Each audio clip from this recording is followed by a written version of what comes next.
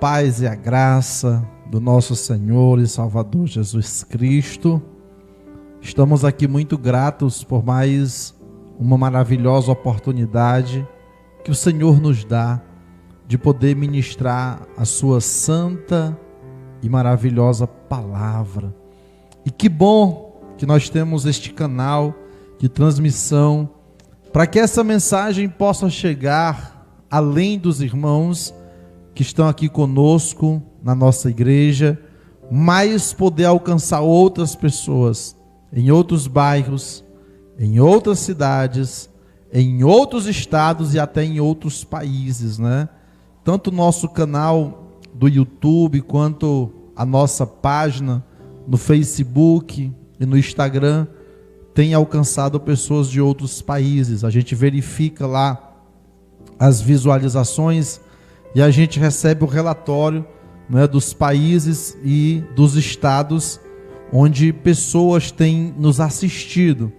E isso é uma grande honra para a gente, e nós queremos ministrar toda sorte de bênçãos sobre a sua vida, sobre a sua família, e pedir que você possa propagar esta palavra, possa compartilhar, enviar outras pessoas para que elas sejam ricamente abençoadas, tá bom? Nesta noite nós vamos ler uma palavra que se encontra no primeiro livro da Bíblia, no Gênesis, no capítulo 1 e no versículo 22. Nós vamos iniciar esta leitura a partir do versículo 1, que diz assim a palavra de Deus. Depois dessas coisas, Deus pôs Abraão à prova e lhe disse: Abraão. E ele respondeu: eis-me aqui. E Deus disse: pegue o seu filho Isaque, a quem você ama, e vá até a terra de Moriá, e ali ofereça-o em holocausto sobre um dos montes que eu lhe mostrar. Na manhã seguinte, Abraão levantou-se de madrugada e, tendo preparado o seu jumento, levou consigo 2 dos seus servos e Isaque, seu filho, e rachou a lenha para o holocausto e foi para o lugar que Deus lhe havia indicado. No terceiro dia, Abraão ergueu os olhos e viu o lugar de longe. Então disse aos servos: esperem aqui com o jumento, que eu e o rapaz iremos até lá. E depois de termos adorado, olha a palavra de fé de Abraão: voltaremos para junto de vocês. Então observem que aqui Abraão já estava crendo que Deus de alguma maneira iria permitir que Isaque voltasse com ele. Abraão pegou a lenha do holocausto, é o versículo 6, e colocou sobre Isaque, seu filho. Ele, por sua vez, levava nas mãos o fogo e a faca. Assim os dois caminhavam juntos. Isaque rompeu o silêncio e perguntou a seu pai: pai?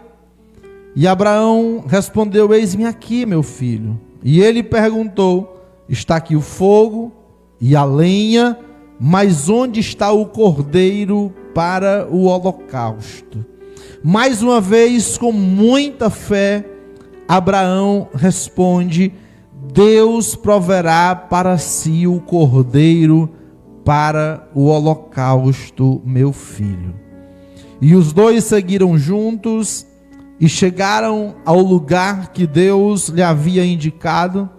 Ali Abraão edificou um altar, arrumou a lenha sobre ele e amarrou Isaque, seu filho, e o deitou no altar, em cima da lenha. E estendendo a mão, pegou a faca para sacrificar o seu filho, mas do céu o anjo do Senhor o chamou: Abraão, Abraão. E ele respondeu: eis-me aqui. Então lhe disse: não estenda a mão sobre o menino e não faça nada a ele, pois agora sei que você teme a Deus, porque não me negou o seu filho, o seu único filho.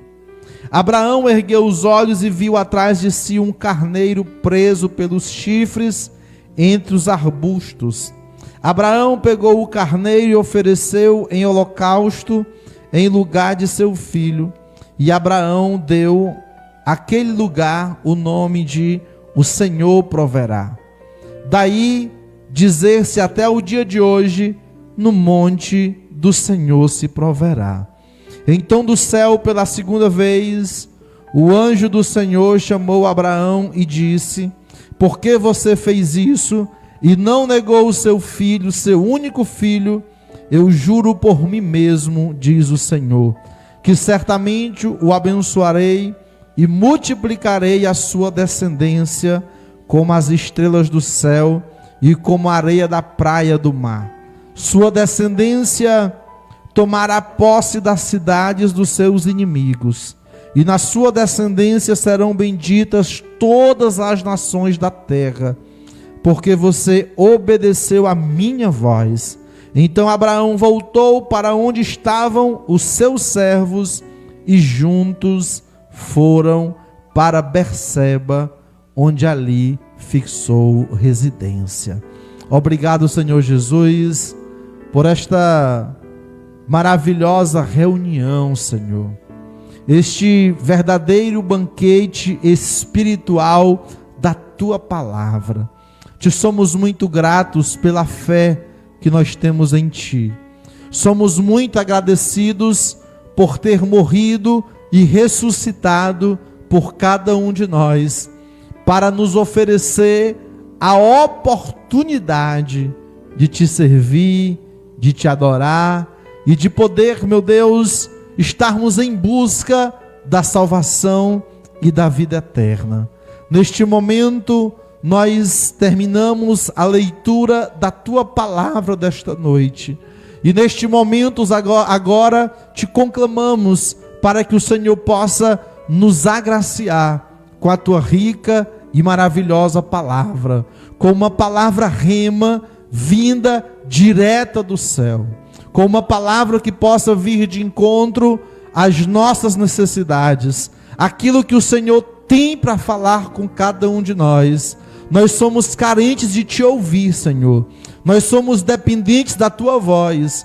Nós caminhamos através da Tua palavra, da Tua orientação. Nós somos guiados pelo Teu Espírito Santo, Senhor. Então assim, mais uma vez, nos presenteia com a Tua maravilhosa palavra, e que ela possa entrar no nosso coração, na nossa mente, que ela possa fazer morada, e que nós possamos aplicar nas nossas vidas, que nós possamos vivenciar esta palavra, porque a Bíblia diz que o justo viverá pela fé, e é nesta fé que está alicerçada, Senhor, as nossas vidas. Então, é assim que nós te oramos, é assim que nós te pedimos, em nome de Jesus. Amém e graças a Deus. Glórias a Deus. Queridos, nesta noite maravilhosa, o tema da nossa mensagem de hoje é: o que estamos dispostos a fazer por Deus? Eu até pensei em colocar neste tema que sacrifícios nós temos coragem de fazer por Deus. Mas infelizmente hoje os sacrifícios estão muito escassos. As pessoas, elas não querem fazer sacrifícios por nada. Vivemos há tempos, em gerações, que buscam a facilidade, as coisas fáceis, as coisas de graça. As pessoas não querem mais ter trabalho nenhum. Somos a geração fast food. Queremos tudo pronto, rapidinho. Somos também A geração micro-ondas, que aperta ali o dedinho e com pouco tempo o alimento está pronto, né? Ou na airfry, por exemplo. Então, o ser humano, ele tem evoluído muito. A ciência, a tecnologia, ela tem avançado a cada dia mais. Mas o homem, o ser humano, a mulher, a criança, o jovem, todos incluídos, a cada dia tem se distanciado de Deus. Ao passo que as descobertas avançam, ao passo que a tecnologia, a internet alcança uma rapidez maior, o ser humano tem se distanciado de Deus. Por mais que Deus esteja ali, à disposição, por mais que Deus esteja ali próximo do ser humano, buscando ter uma relação de intimidade, buscando ter uma vivência, o ser humano a cada dia mais tem fechado as portas para Deus e aberto as portas para as coisas humanas, para os prazeres, para os deleites, para as vontades, para aquilo que sacia a mente humana, os desejos humanos, os prazeres que a vida aí oferece. Lucas, aumenta um pouquinho o fundo musical. Neste texto que nós lemos, de Gênesis 22, e trazendo um resumo dos capítulos anteriores, rápido resumo.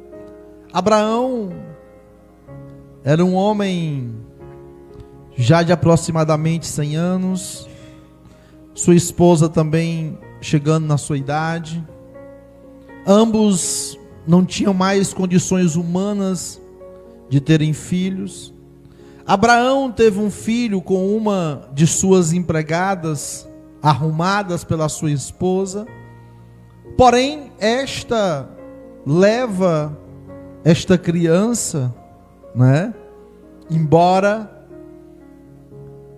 E aí nasce a este casal um filho, que colocam o nome de Isaque, também conhecido como filho da promessa. Então, Isaque praticamente passa a contar com um filho só, já que o outro tinha ido embora com a sua mãe por conflitos de convivência entre eles, entre Agar e Sara. E aí Deus confirma para Abraão que aquela mãe, junto com a criança, deveriam partir para ali fazerem a sua vida. Então, queridos, Isaque era o filho da velhice de Abraão.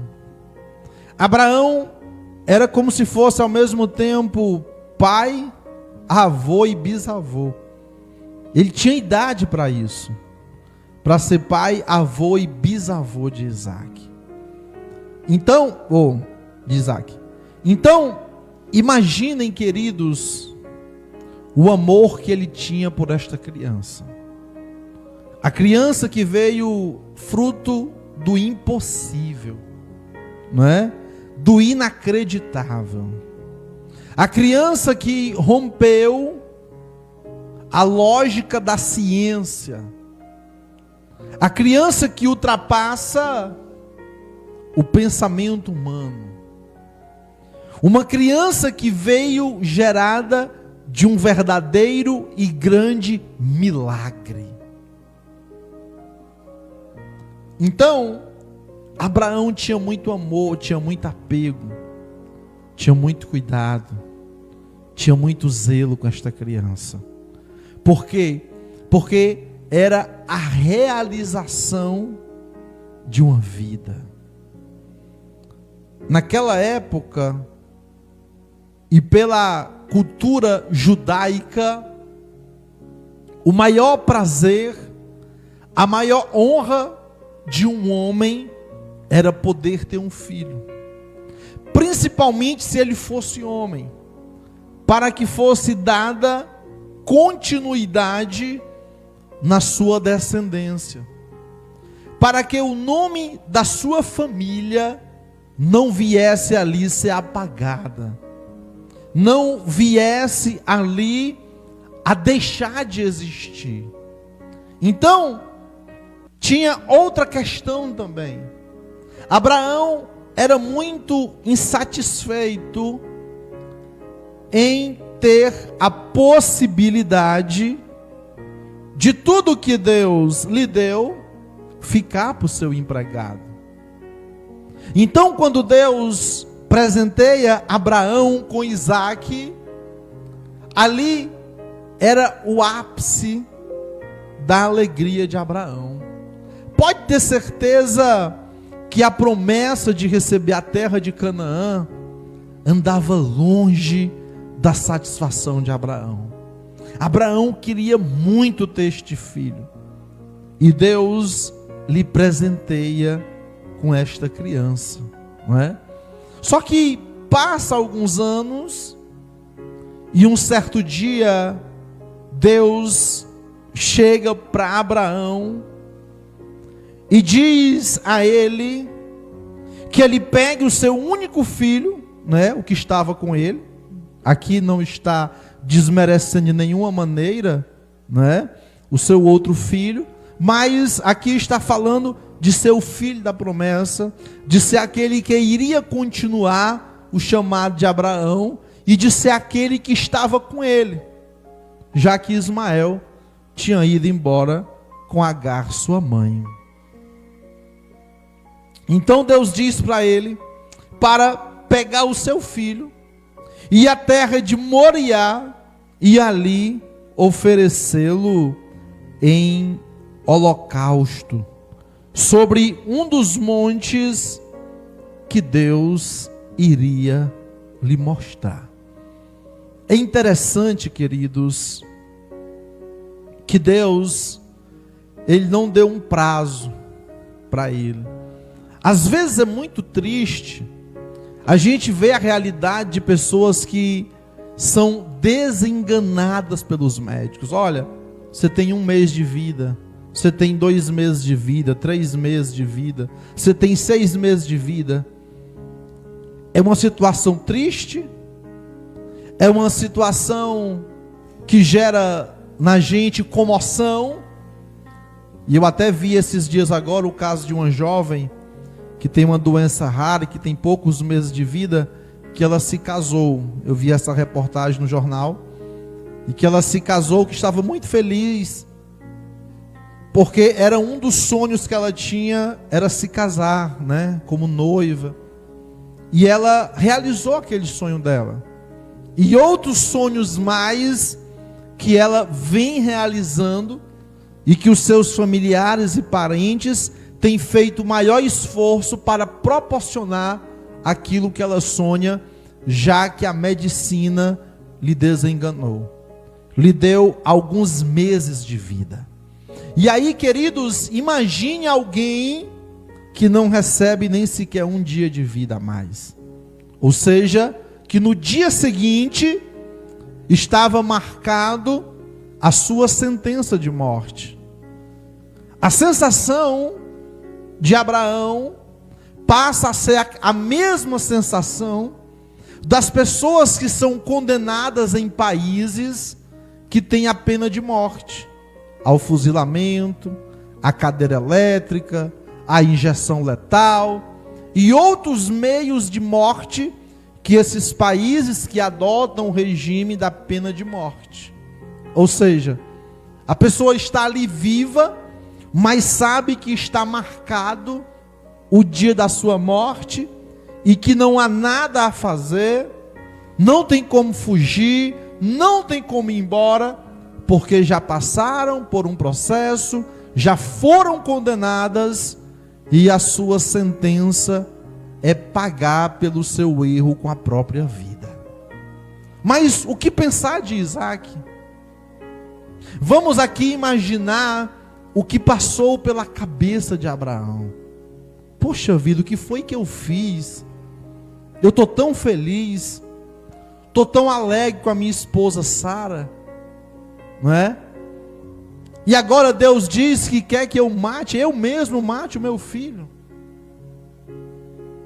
Geralmente os casais, eles gostam de se combinar as coisas, para um saber a opinião do outro, para saber o que o outro acha, para que juntos eles possam decidir o que irão fazer, a decisão que irão tomar.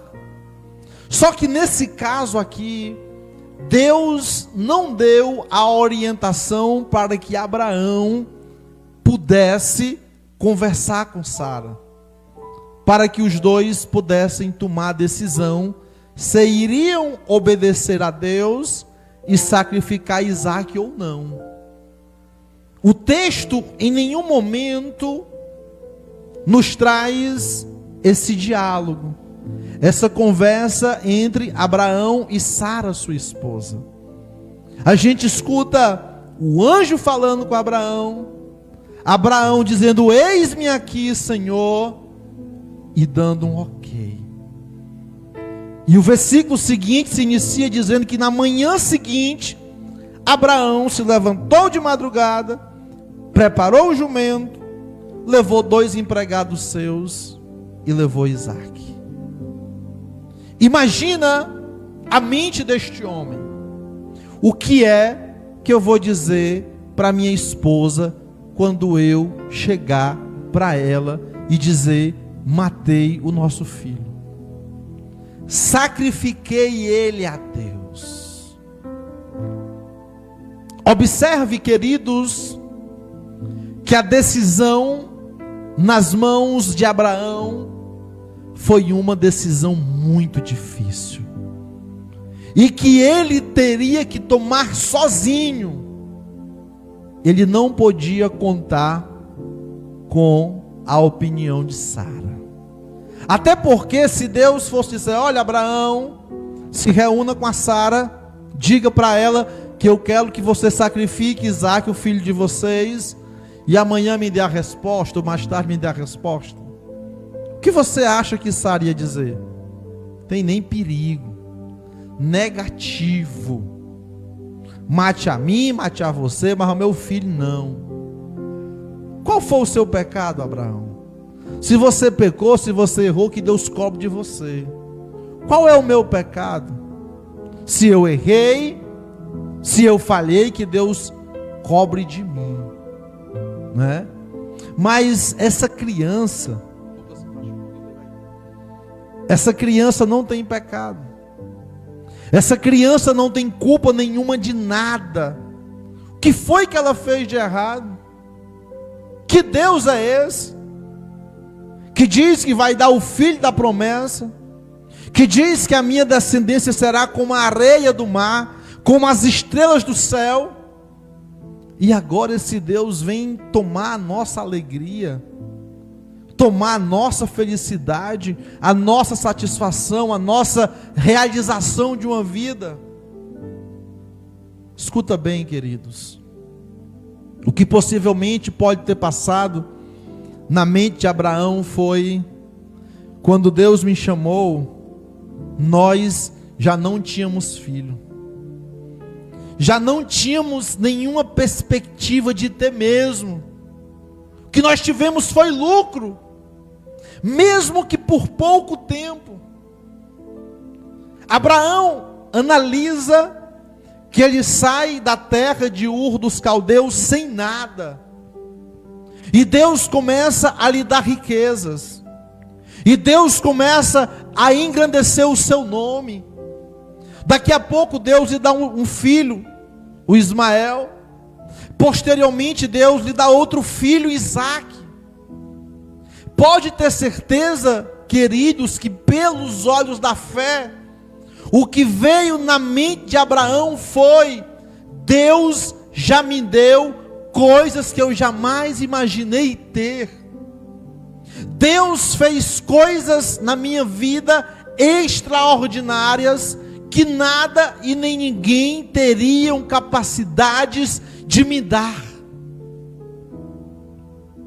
E aí, queridos, Abraão começou a exercitar na sua mente qual seria o caráter de Deus, até onde Deus iria com aquela proposta, qual era o intuito daquele pedido de Deus, ou daquela ordem de Deus.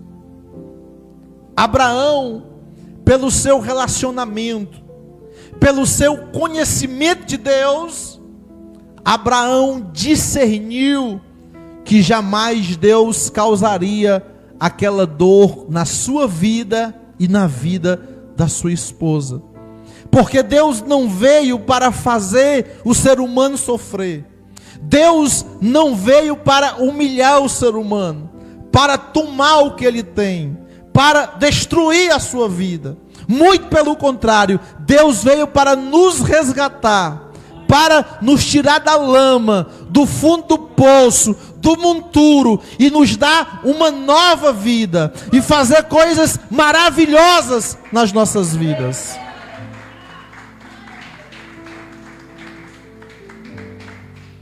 É tanto, queridos, que no terceiro dia, quando Abraão ergueu os olhos e viu de longe o lugar que Deus tinha indicado, ele disse para os seus moços: olha, esperem aqui com o jumento, que eu e o meu filho iremos até lá, e depois de termos adorado, voltaremos para junto de vocês. Deus mandou Abraão adorar? Não.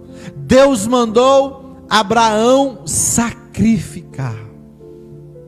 E aí, queridos, o que vocês estão dispostos a fazer por Deus? Abraão estava disposto a fazer o que Deus pediu e ainda mais. Nós não observamos nesse texto, em momento nenhum, Abraão reclamando, Abraão se murmurando, Abraão xingando Deus. Nós não percebemos neste texto Abraão inconformado, Abraão chateado ou revoltado com Deus. Muito pelo contrário, nós encontramos alguém aqui obediente, alguém diligente, porque ele poderia muito bem: Senhor, nos dá uma semana, nos dá um mês, nos dá 6 meses, para que a gente possa aproveitar os últimos momentos com o nosso filho. Não, ele simplesmente respondeu: eis-me aqui, amém, estou à disposição e vou fazer.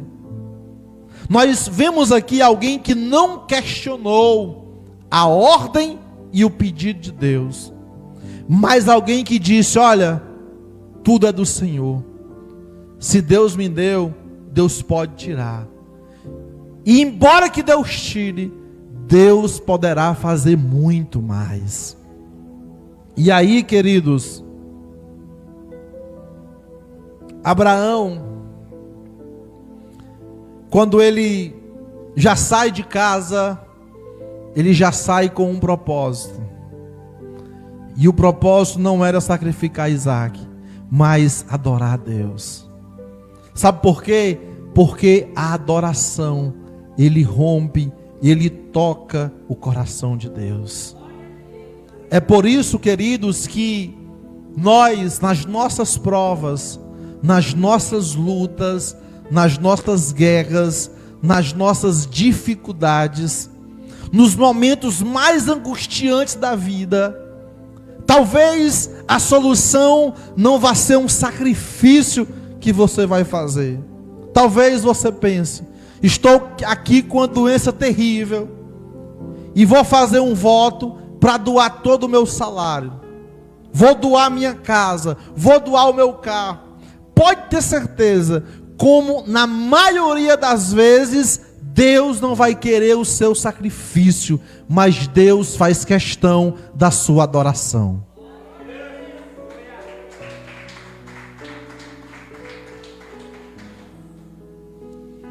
Então Abraão sai com Isaac para adorar. Para adorar. O que é adoração? Por que é que a gente louva? A gente louva e adora para que o nosso coração seja quebrantado. E a gente quer o coração quebrantado para quê? Para ter a sensibilidade de ouvir melhor a voz de Deus. Por que é que a gente adora? Porque a gente é grato. A gente adora porque a gente reconhece a santidade e a autoridade de Deus. A gente adora porque reconhecemos a santidade do Senhor. A gente adora porque nós reconhecemos que Ele é o alfa e o ômega, o início e o fim de todas as coisas. Nós adoramos porque nós reconhecemos que o nosso socorro não vem do ser humano, não vem do dinheiro, não vem das conquistas humanas, mas que o nosso socorro vem do Senhor, que fez o céu e a terra.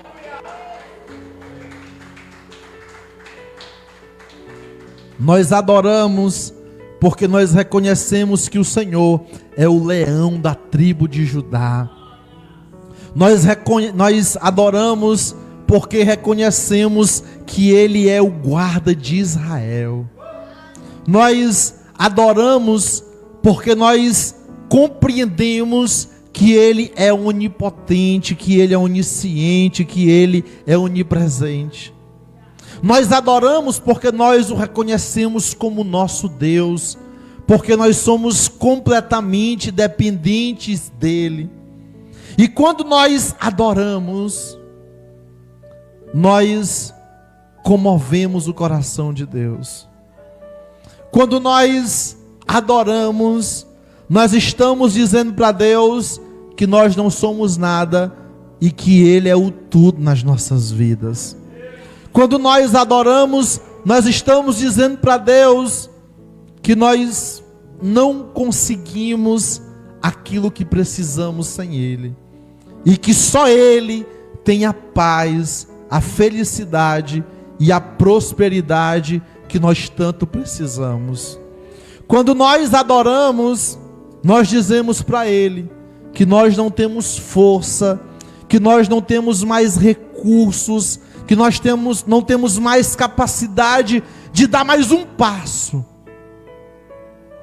E Ele entende. Muitas vezes estamos tão quebrados, estamos tão sofridos, que não conseguimos nem falar, que não conseguimos nem dizer para Ele o que estamos sentindo, o que estamos precisando. Mas a Bíblia diz que este Espírito Santo, Ele pega as nossas lágrimas, os nossos gemidos e leva até o Pai. E que Ele sabe o que nós precisamos. Querido, quando nós adoramos, nós nos esvaziamos de nós mesmos. Nós deixamos de lado o orgulho, a vaidade, a soberba, a prepotência. Nós deixamos todo o comportamento humano, sabe? E dizemos: só Cristo reina na nossa vida. Só Ele tem a capacidade de mudar a nossa vida, a nossa história. É só Ele que pode cuidar dos nossos filhos, dos nossos pais, dos nossos familiares. É só Ele que pode curar aquela doença que a medicina não consegue, que os médicos não conseguem resolver, muitas vezes não conseguem nem descobrir. Fazem vários exames,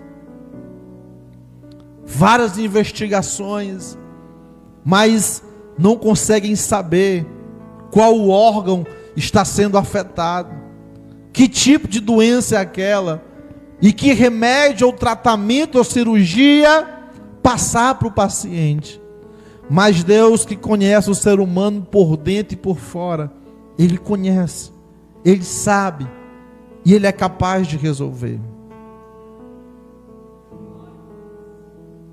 Então, queridos, Abraão foi com o coração quebrantado e contrito, e com o desejo e a vontade de adorar o Senhor na beleza da sua santidade. É interessante que muitas vezes a gente passa 1 a 2 horas numa fila para fazer um pagamento, para receber um dinheiro, para se inscrever em algum programa do governo, alguma coisa, num posto de saúde. A gente passa ali 1 a 2 horas em pé, mas às vezes a gente não tem força para passar 20, 30 ou 40 minutos louvando ao Senhor, adorando a Ele de pé, erguendo as mãos, sabe? Então, é por isso que o tema dessa mensagem é: o que você está disposto a fazer por Deus? Esta mensagem é para que nós possamos refletir o que temos feito para Deus. Será que o que nós temos feito para Deus está na mesma proporção daquilo que Ele tem feito por nós? Nós precisamos refletir e precisamos chegar à conclusão que temos feito pouco para Ele e que Ele tem feito muito por nós e que nós precisamos fazer mais por Ele. E aí, queridos, Abraão caminhando com seu filho Isaque, e já chegando próximo ao local do sacrifício, Isaque estranhou, né? Tipo, nós saímos de casa, meu pai tem um rebanho enorme, não trouxe nenhum animal para ser sacrificado, não trouxe nenhum cordeiro, no caminho não comprou nenhum de ninguém, nós já chegamos no local do holocausto. Pai, pergunta Isaque, cadê o cordeiro para o sacrifício?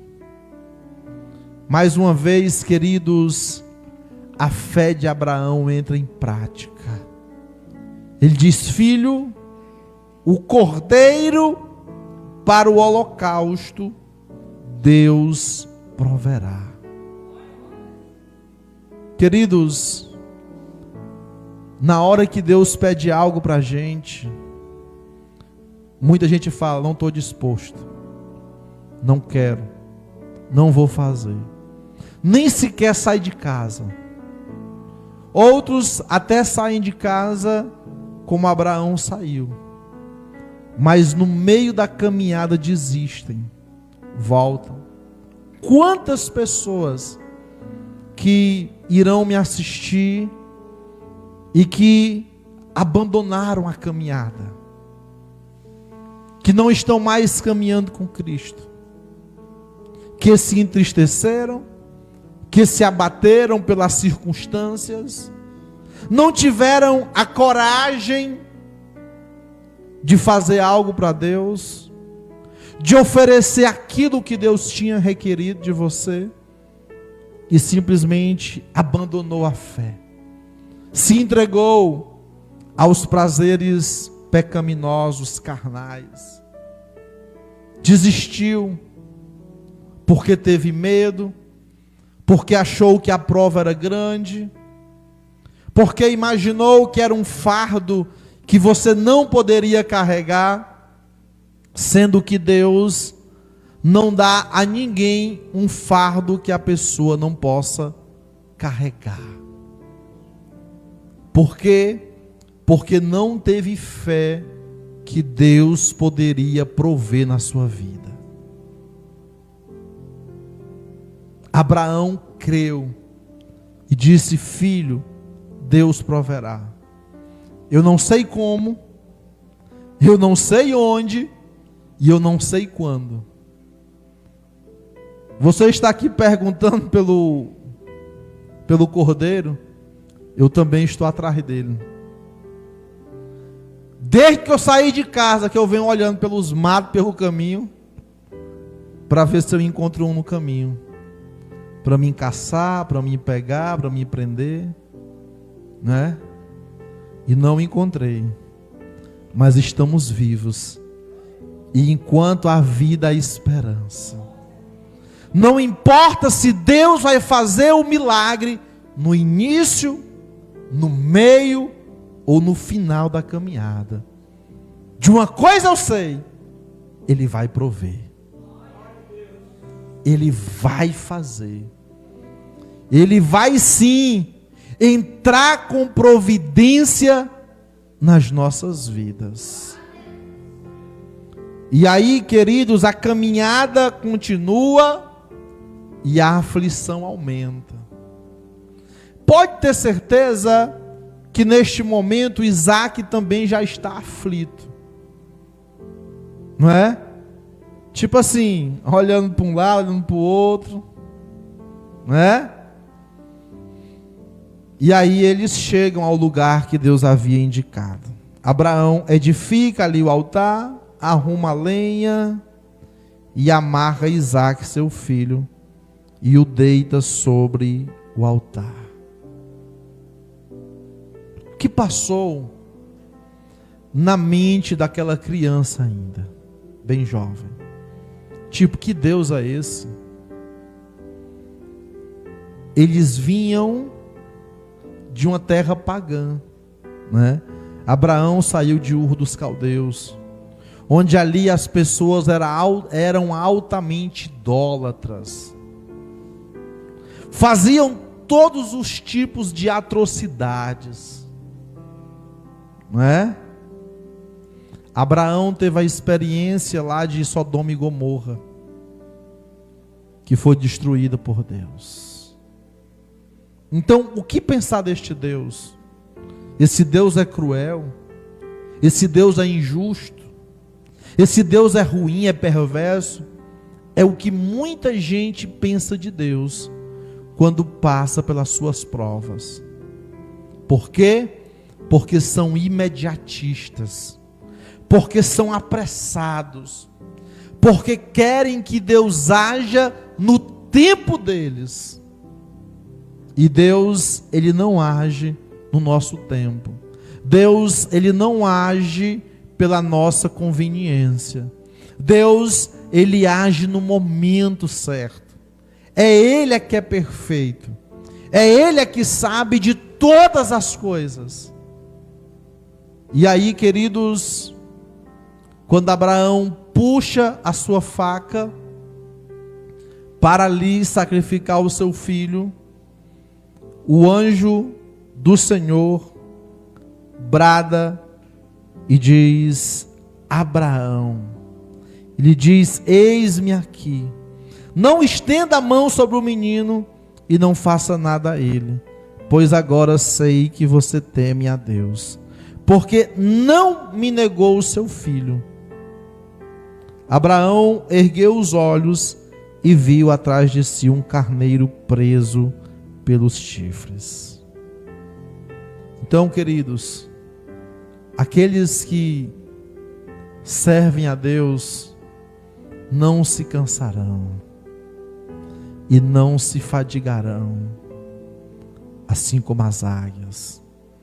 Aqueles que são fiéis ao Senhor, que depositam nele a sua fé e a sua esperança, não serão desamparados, não serão desapontados. Pode ter certeza que, embora que Deus tivesse deixado Abraão sacrificar Isaac, ele teria o poder de ressuscitá-lo. Assim como Jesus fez com vários, como está escrito nos evangelhos. Até com um que estava há 4 dias, que estava na sepultura, que era Lázaro. Então, queridos, o que falta a gente é coragem, é disposição para fazermos aquilo que Deus nos pede. Depois desse episódio, Deus nunca mais pediu o filho a ninguém. Deus tem pedido coisas simples, coisas básicas, que é para o nosso próprio bem. Sabe? Os sacrifícios que Deus pede a gente não é bom para Deus, é bom para a gente mesmo. Só que a gente, cego pelo inimigo, a gente acha que Deus está pedindo um sacrifício enorme, dificílimo da gente conseguir. E sacrifício é isso. É a gente dar algo que a gente ama, que a gente quer, que estamos viciados, que tanto queremos e que tanto valorizamos. Mas pode ter certeza que esse algo só lhe faz o mal. Deus nunca vai lhe pedir algo que está lhe fazendo bem. Deus nunca vai lhe pedir: olha, deixe de me adorar, deixe de ler a Bíblia, deixe de orar, deixe de jejuar, deixe de evangelizar, deixe de pregar, deixe de fazer a obra social, deixe de ajudar pessoas, deixe de ser uma pessoa amável. Ele nunca vai te pedir isso. Ele vai pedir aquilo que está te afastando do reino dos céus. O sacrifício que Ele vai te pedir é aquilo que está te atrapalhando na tua vida espiritual. É aquilo que está prejudicando o teu casamento. É aquilo que está afetando a sua saúde física, mental. É aquilo que está te distanciando de Deus. Então, reflita nesta palavra. E aí o Senhor vai e diz para ele: olha, como tu foi fiel, certamente abençoarei e multiplicarei a tua descendência, como as estrelas do céu e como a areia que está na praia do mar.